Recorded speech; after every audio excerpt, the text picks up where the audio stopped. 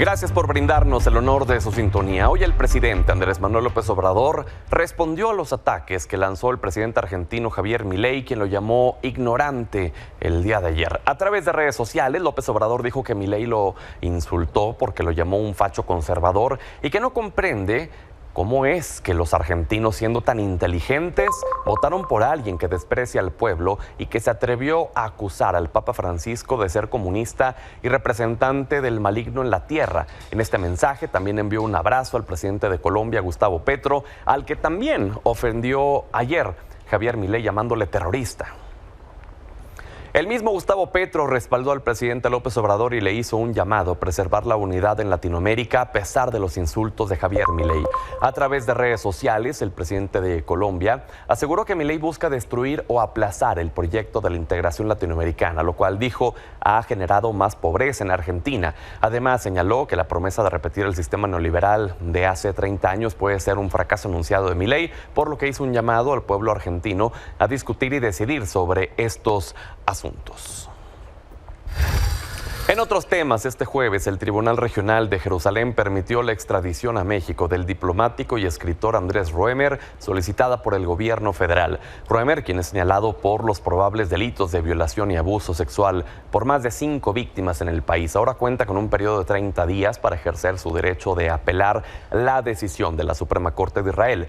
Por el momento, Roemer permanecerá en prisión domiciliaria bajo vigilancia electrónica hasta que sea extraditado sin que haya una fecha para ello. Ante esto, el gobierno de México ya fue notificado sobre este fallo a favor para extraditar a Roemer. La Secretaría de Relaciones Exteriores compartió un comunicado en el que dice que aunque el proceso contra Roemer aún no concluye, esta decisión representa un paso alentador, aunque no definitivo, en el camino hacia la confirmación de la resolución judicial. La Cancillería agregó que la decisión del Tribunal de Israel es un avance positivo en el caso, ya que los cargos presentados por el gobierno mexicano por abuso sexual agravado ya fueron aprobados.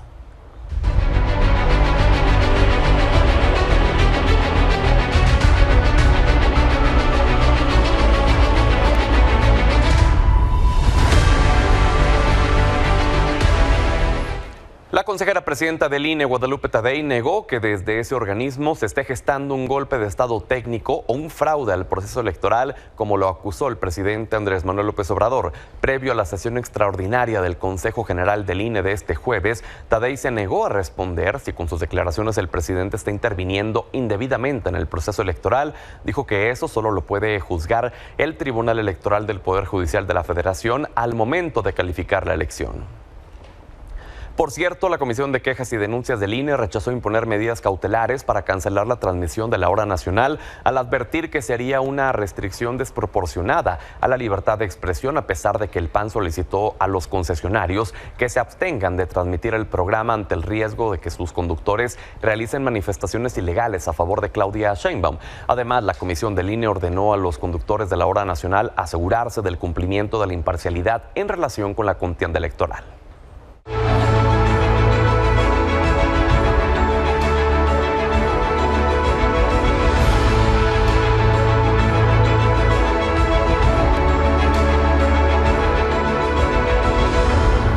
Día 28 de las campañas presidenciales. Este jueves Claudia Sheinbaum no tuvo actividades públicas, sin embargo compartió un spot en el que pobladores de Veracruz resaltan las aptitudes de la candidata morenista.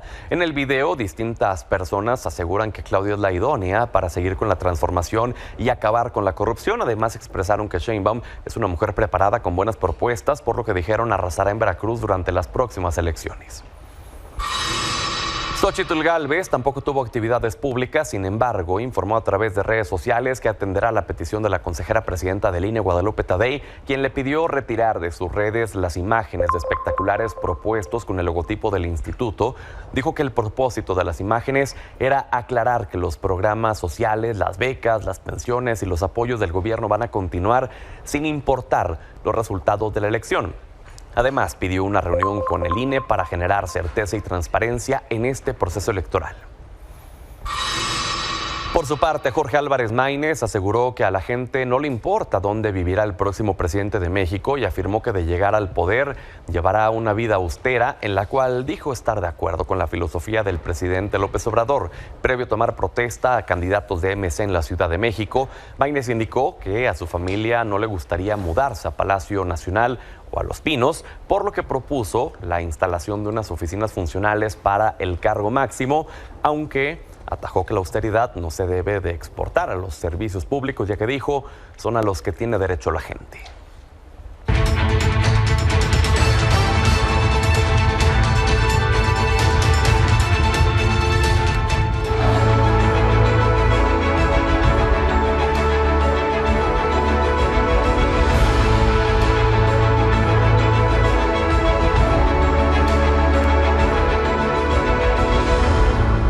En la Ciudad de México, Clara Brugada se comprometió a gestionar la construcción de un hospital regional en Xochimilco. La morenista aseguró que el problema histórico del agua se resolverá por medio de una política de Estado metropolitana en colaboración con el próximo gobierno federal y del Estado de México. También señaló que en caso de llegar a la jefatura de gobierno, los pueblos originarios de cada demarcación serán rescatados para ser el corazón y orgullo de la Ciudad de México por sus tradiciones y raíces culturales.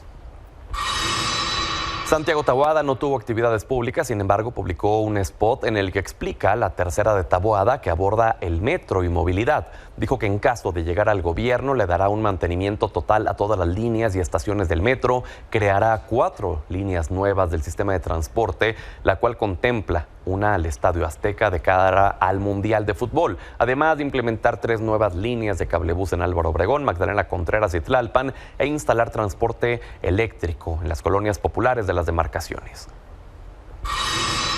Por su parte, Salomón Chertorivsky entregó las constancias que avalan las candidaturas de Movimiento Ciudadano a las alcaldías y diputaciones locales, quienes a partir de este domingo 31 de marzo saldrán a hacer campaña a las calles de la capital. Junto a Álvarez Maínez realizó 4 compromisos: cerrar la termoeléctrica de Tula y la refinería Miguel Hidalgo, sacar el aeropuerto internacional de la Ciudad de México de Venustiano Carranza, independizar la educación de la Federación y traerla a la ciudad, y el programa de reforestación del Valle de México más grande de la historia.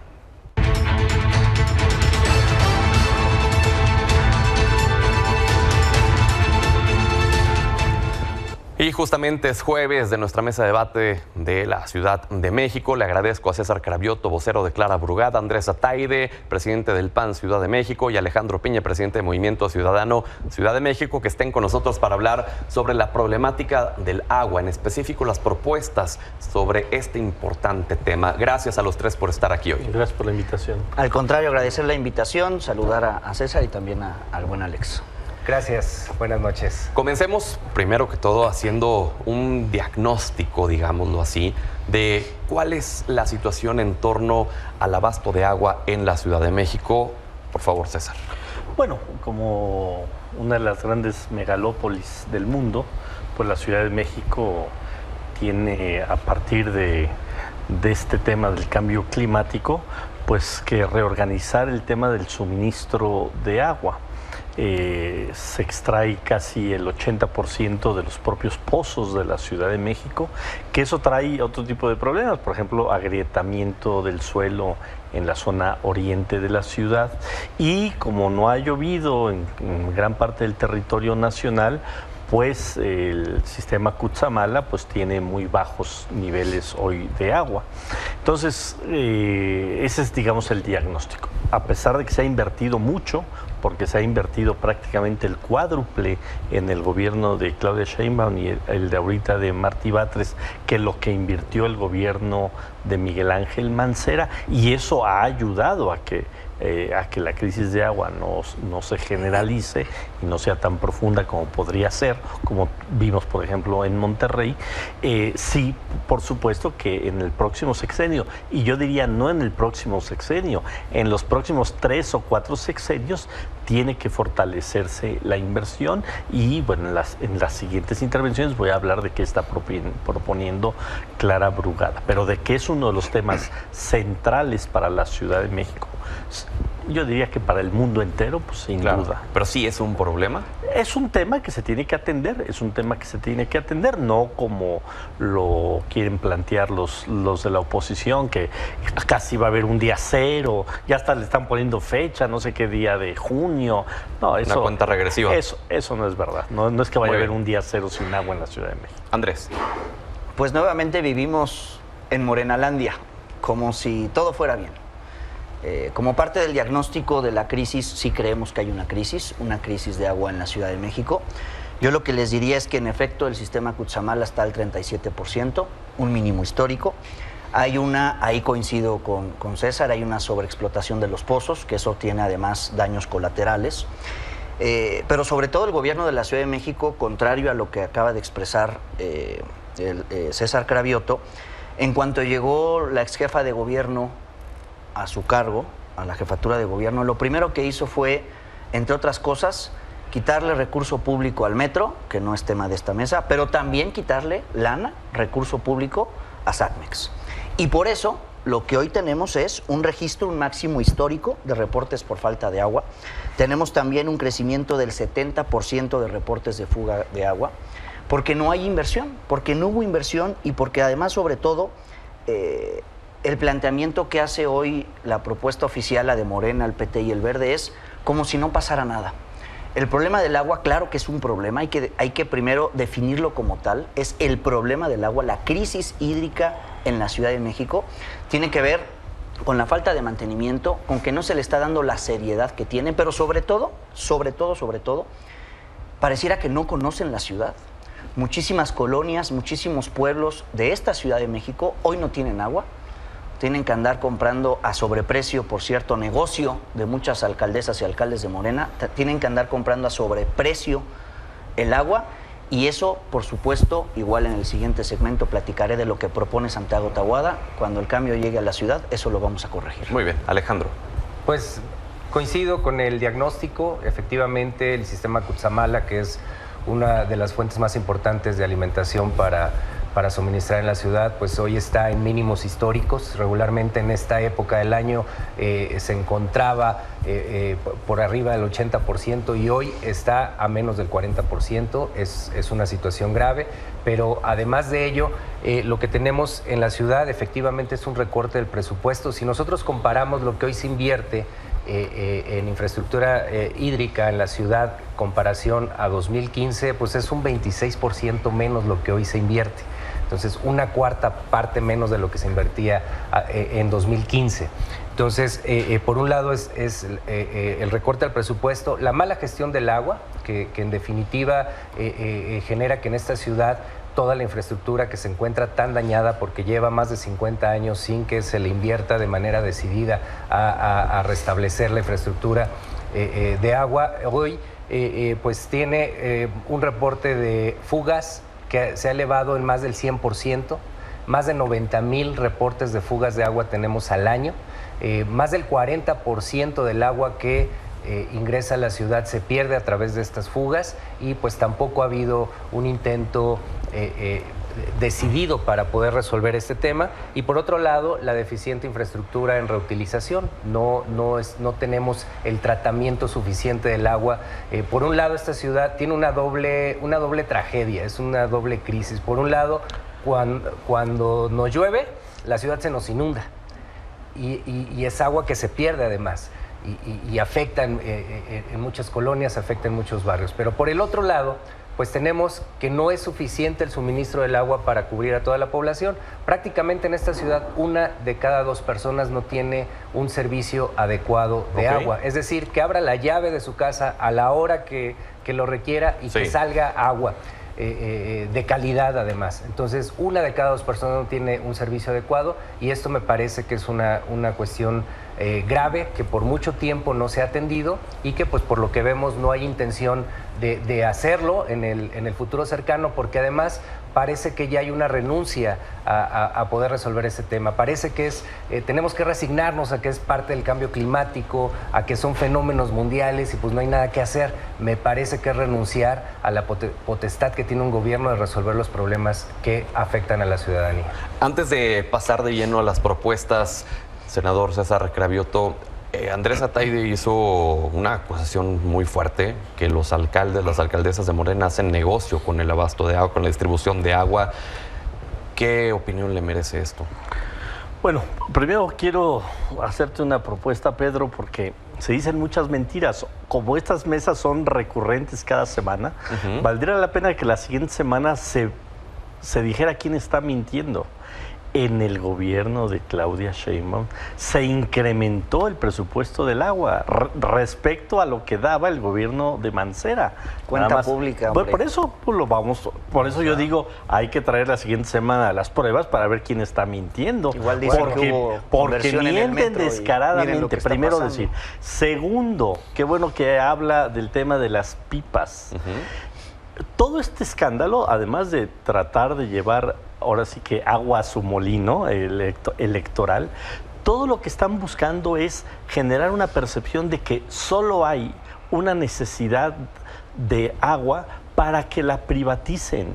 Ya lo ha dicho el corrupto de Taboada. Lo que quieren es inversión privada, o sea, privatizar el agua. Entonces yo le pregunto a los habitantes de la ciudad si quieren que pase lo que ha pasado en Saltillo, en Puebla, en Querétaro, ciudades gobernados por ellos, que privatizaron el agua, y que le pregunten a los habitantes de esas ciudades si conviene la privatización del agua. Pero ya que está hablando de pipas y del negocio de las pipas, Santiago Taboada el domingo pasado estuvo en Tláhuac reunido con un crimen organizado. Fíjate lo que estoy diciendo. Crimen organizado, sí les dolió que el se evento. llama Sí les dolió el Sindicato meeting. Libertad. Y ese Sindicato Libertad, parte de los negocios ilegales que tiene es a la gente que tiene pipas, van y los amedrentan y van y le sacan pistola para que se vayan a ese sindicato, y eso es lo que quieren ellos, dejarles el poder del agua a grupos Pero si usted está financiando el huachicoleo del agua en la ciudad. Delincuencial. No estamos hablando del negocio de un alcalde, estamos hablando de que le quieren entregar el agua a un grupo delincuencial. Y todavía ayer le preguntan al corrupto de Taboada y dice, pues sí, antes estaba con ustedes, están enojados porque ahora se vinieron con nosotros. El crimen organizado. Eso quiere. Vamos a darle réplica a Andrés y luego retomamos el tema de las propuestas. Andrés. Mira, yo solamente diría que ya estamos en las posturas claras. Los que van abajo atacan y los que seguimos sumando, construyendo y vamos arriba, proponemos. ¿Qué es lo que propone Santiago Taboada para resolver la crisis del agua en la ciudad? Primero, fuga cero. Ni una sola fuga en la Ciudad de México. Gran parte del agua que se pierde en la capital, que puede usarse, reutilizarse, utilizarse para las múltiples actividades de todas y de todos los que nos ven, tiene que ver con la fuga de aguas.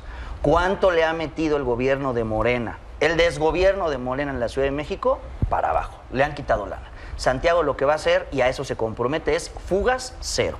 Segundo, a tratar el agua. Coincido con lo que decía el presidente Piña, muchas ciudades, sobre todo las grandes de este mundo, lo que hacen es tratar el agua. Y esta Ciudad de México, una de las capitales más grandes del mundo, no está teniendo la capacidad, no ha tenido la visión de poder tratar el agua. Y tercero, Ciudad de México esponja. Lo que tenemos que hacer en esta ciudad, como en muchas otras ciudades, pero al desgobierno de Morena no se le ha ocurrido hacerlo, o porque no se les ocurrió, porque no quieren, porque no le quieren meter la lana, es el poder captar el agua. Coincido con el diagnóstico que hace el presidente Piña, seguramente en algunas propuestas, no lo sé, coincidiremos, pero la captación de agua es fundamental en la Ciudad de México. Fuga cero, tratar el agua y CDM esponja. Eso es lo que Santiago Taboada se compromete en estas 5 de Taboada. Un eje es el agua, y en estas 3 cosas, con esas 3 cosas va a cambiar la realidad del agua en la ciudad. Alejandro, ¿cuáles son los 3 puntos más importantes en las propuestas referentes al agua? Se ve que ya se aventaron el libro de Salomón Chertorivsky, donde detalla claramente esta estrategia para resolver el tema del agua. Evidentemente, lo primero que hay que hacer es resolver el problema de las fugas. Necesitamos una mejor infraestructura de reutilización del agua, un plan de limpieza de los ríos y lagos de esta ciudad, porque es algo que se ha descuidado y que también puede ayudar a resolver parte del problema y hacer sustentable esta ciudad. Necesitamos un programa de reforestación, el más grande que se haya tenido en la historia de esta ciudad. El sur de la ciudad tiene que ser reforestado para que eso pueda alimentar los mantos acuíferos de esta ciudad, que también son sobreexplotados en la actualidad, y un fondo exclusivo para la gestión del agua en el Valle de México. Es un fondo que se debe de componer con recursos propios de la ciudad, con recursos extraordinarios, con recursos de la Banca Interamericana de Desarrollo y de la Banca Nacional, y por supuesto se necesita un plan que involucre a la ciudadanía para una mejor utilización del agua, porque también es cierto que hoy día utilizamos más agua. Hoy esta es una de las capitales que utiliza más agua per cápita en todo el mundo, y necesitamos una nueva cultura del agua que nos ayude a poder hacer sustentable esta ciudad y el recurso del agua. César, ¿cuáles son las propuestas de Clara Brugada? Mira, prácticamente, técnicamente, vamos a decir cosas muy similares. Seguir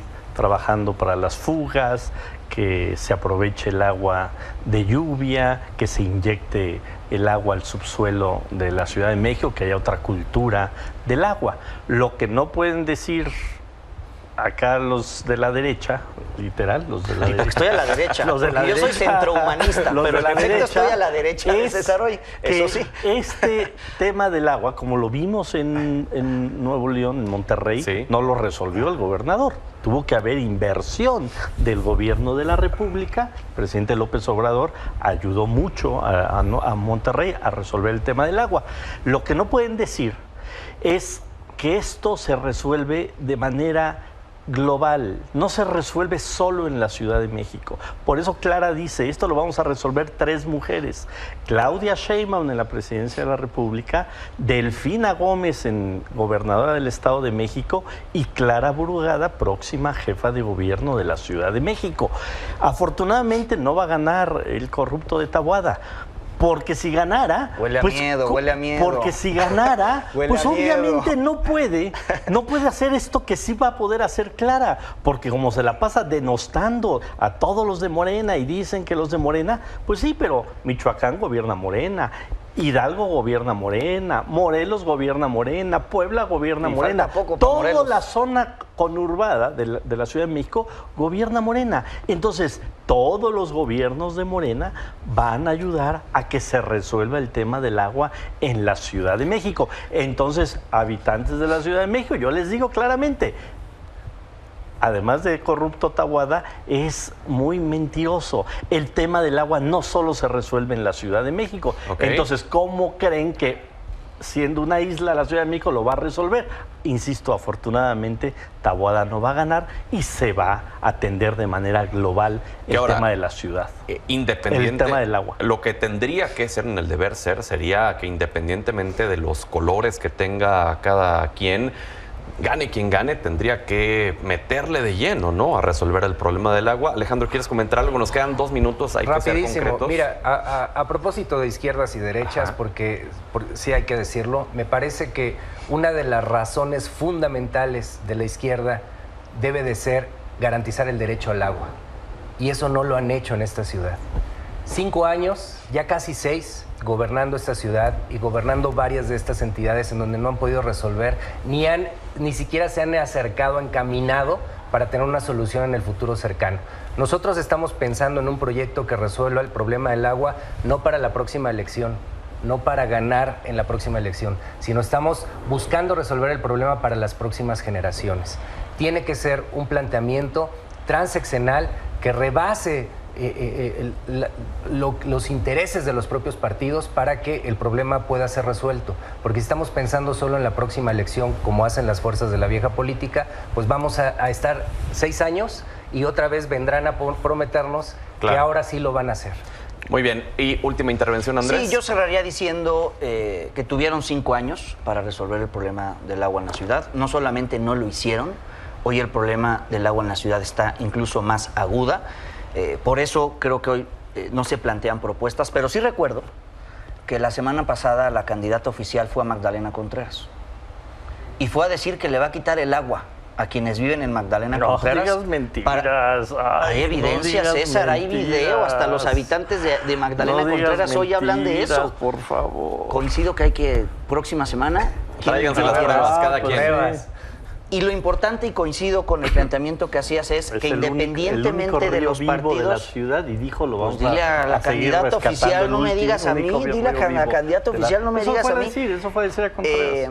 Que No a reunirse independientemente de con- quienes ganen con la el Sindicato presidencia que hoy va a Libertad, ganar por Xochitl cierto. Gálvez y de quienes gobiernen las entidades que son vecinas de nosotros, el compromiso de Santiago Taboada, ya dije las tres, es terminar con el problema de Laguna Ciudad. Yo estoy seguro que así será y por eso, día a día que pasa, semana a semana, la propuesta de Santiago, la candidatura de Santiago cada vez está más firme y el cambio viene el 2 de junio. No se olviden de salir a votar. Por Qué bueno, favor. qué bueno que tú no defendiste al Sindicato Libertad, eso te lo reconozco. Pero Taboada sí los defendió.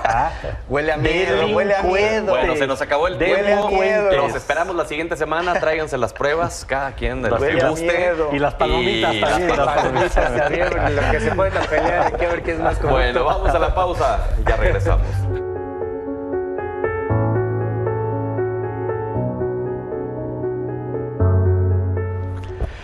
Hablemos de lo que sucede del otro lado del mundo con estos conflictos armados, con estas guerras que se han desatado. Talis Khan, qué gusto tenerte con nosotros. Hola Pedro, muy buenas noches. Oye, hablemos primero de la resolución de cese al fuego del Consejo de Seguridad de la ONU respecto a Israel y Palestina. Sí, esta semana, el día lunes, vimos un avance bastante significativo porque desde el inicio de la guerra no se podía lograr un cese al fuego.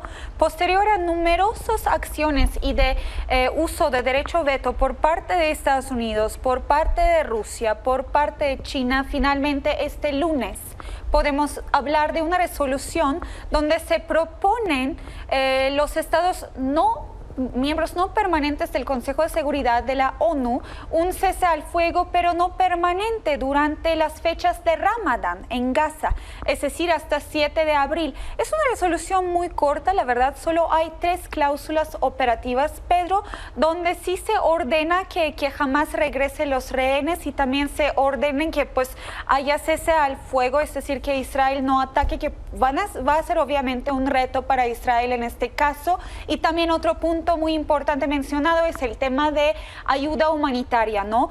Sin embargo, posterior a este avance, justo el día de hoy, habían 2 ataques más en Franja de Gaza, 76 personas más murieron. Evidentemente, Israel no está dispuesto para colaborar y al mismo tiempo jamás tampoco ha regresado rehenes. Entonces, lo que nos preocupa es que esta resolución que fue logrado después de tantos esfuerzos se queda nada más estancado en un simbolismo diplomático de generar presión diplomática. Que aparte no es vinculante.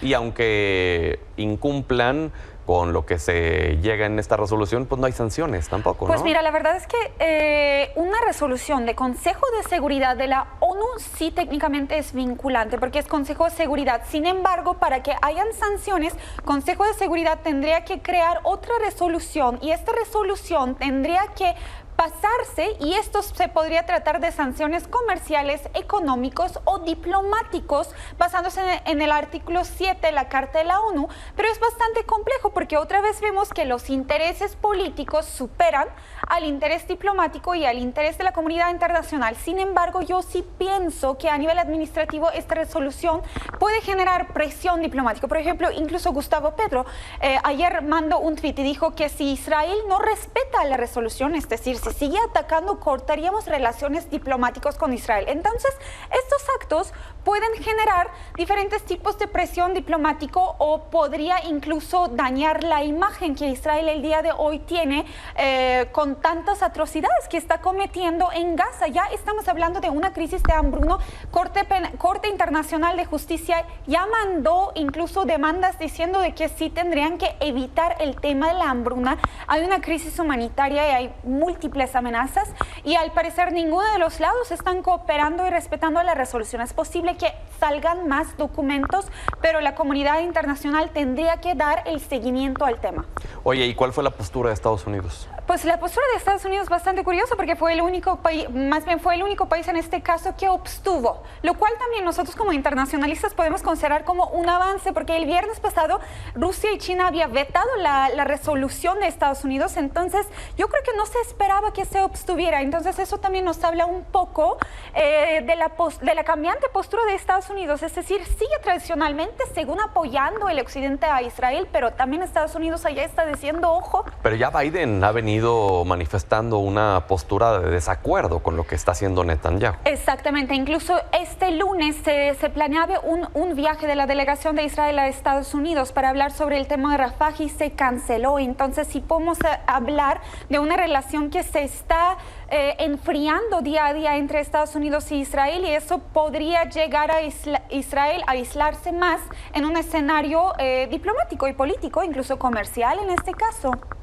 Caray, pues entonces habría que esperar a ver cómo transcurre esta relación entre Estados Unidos e Israel, sí, y ver también, en dado caso que llegue Donald Trump a la presidencia de Estados Unidos, cuál sería su manejo. ¿Cuál sería el tema de presupuesto? Porque sí, evidentemente hay muchas diferencias en el Congreso estadounidense entre los republicanos y los demócratas, particularmente sobre el tema de presupuesto que ellos ponen o proponen para las dos guerras principales. Pues Talia, qué gusto tenerte con nosotros como cada semana. Muchísimas gracias, Pedro.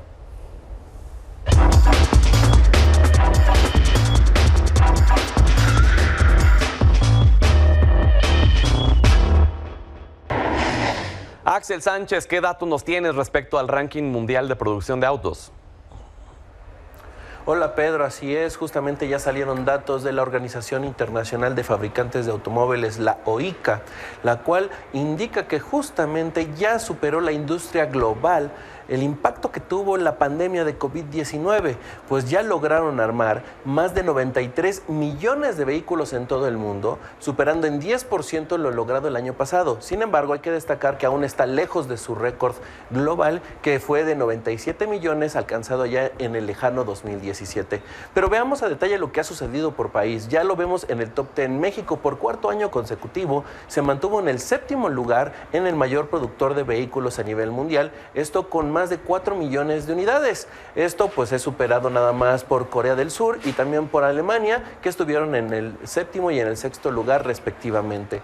Algo que también hay que destacar es que México logró incrementar su producción en más de 14%. Esto lo coloca como el país de América Latina que más incrementó su armado de vehículos, y esto pues, precisamente lo afianzó como el séptimo mayor armador de autos. Hay que destacar también que muchas líneas de producción empezaron a ensamblar nuevos vehículos en México, principalmente vehículos eléctricos, lo cual pues está poniendo al país en una nueva línea de producción, Pedro. Algo también a destacar es que nuevas armadoras están interesadas en instalarse. Una de las más famosas pues es Tesla, que ya lo mencionaban hace algunos meses, la cual va a incrementar el número de vehículos eléctricos que se va a ensamblar en el país y posiblemente pueda ayudar a México a escalar en este ranking global. Pero bueno, esto dependerá mucho también de las necesidades del mercado, Pedro. Muy bien, gracias Axel. Hasta luego. Vamos a la pausa, ya regresamos.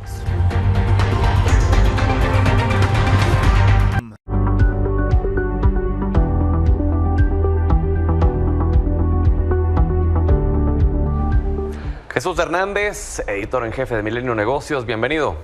¿Qué tal, Pedro? Muy buenas noches a ti y al auditorio. Oye, ¿qué datos nos tienes respecto al poder económico de las religiones? Pues mira, estamos en Semana Santa y nos hicimos justamente esta pregunta de cuánto valen las religiones en el mundo, y la verdad es que no nos encontramos con mucha información certera al respecto. Lo único que sí hay una certeza es que hay una correlación muy directa entre el número de feligreses y, pues, evidentemente, el ingreso que puede llegar a tener cualquiera de los cultos religiosos, sobre todo los más extendidos a nivel global. Hay cifras interesantes como, por ejemplo, que de los 8,000 millones o más de 8,000 millones de personas que habitamos el planeta, 77% son religiosos de alguna de otra manera, están adscritos a alguna religión. Y 23% están, pues, o son agnósticos, ateos, o simple y sencillamente no se comprometen con ninguna religión. De ese porcentaje De estos 77%, 31% practica el cristianismo, 24% el islam, el hinduismo 15% y el budismo 7%. Sin embargo, cuando nos asomamos a América Latina, la situación cambia totalmente el panorama. Más del 50% de los latinoamericanos profesan o profesamos alguna religión más cercana al catolicismo. Y si vemos ahí las gráficas, vemos que México es el país donde hay más población católica, con 69.4 más o menos millones de personas, mientras que tiene 1.7 millones de evangélicos, 9.5 dicen que ninguna, y 19.4 están en otra religión. Le sigue muy de cerca Ecuador, ¿no? Con ahí ya 68% Sí. de católicos. Argentina 67, Perú 66, Colombia 63, y el país con menos católicos es Venezuela, donde 30%, ahí sí es el país más alto en religión evangélica. Órale. Claramente esto pues da la pauta del por qué pues también esta región es una de las de mayor crecimiento, ¿no? Hacia el futuro. ¿Y cómo les va justamente a las religiones en el futuro? Si vemos las gráficas, las profecías de crecimiento estiman que hacia el 2050, pues el cristianismo no es la religión de mayor crecimiento, sino el islam, que va a aumentar su feligresía en más o menos 800 millones de personas entre 2020 y 2050. El cristianismo solamente lo va a hacer en 600, mientras que el hinduismo apenas 200. Ahora, con estos datos podemos estimar, bueno, podemos tener una referencia. Y yo preferiría que lo viéramos un poco como referencia de cuánto valen las iglesias más poderosas económicamente. El dato más cercano es el del Islam, de 1.600 millones de dólares. Estamos hablando que en la Iglesia de Jesucristo de los Santos de los Últimos Días son 236 mil millones de dólares. La Iglesia Anglicana 150 mil. Y la Iglesia Católica, ahí hay que poner un gran asterisco porque hay estimaciones que van hasta 2.000 millones de dólares y estos 73 mil que son más o menos documentados. Y hay que decir, solo el Vaticano vale 30 mil millones de dólares. Ahora, ¿cómo nos va en México? Pues en México, como decían Porfirio Díaz, pues tan lejos de Dios, ¿no? ¿Y tan cerca de Estados Unidos o qué? Sí, pues más que de Estados Unidos, creo que la feligresía ha venido pues bajando. Eran unos 90 millones en el último censo, más o menos 75% de la población, 3.5% menos cada año. Y bueno, ese es el número de iglesias que ha bajado pues en apenas 8 o 9 años, prácticamente un 30%. Y eso pues da la medida de alguna manera de cómo pues en México este asunto de la religión pues puede ir un poco cambiando su dinámica. Muy bien, así la situación. Gracias, Jesús. Muchas gracias a ti y como siempre a nuestro auditorio. Y gracias a usted por habernos brindado el honor de su sintonía. Nos vemos el lunes. Gracias.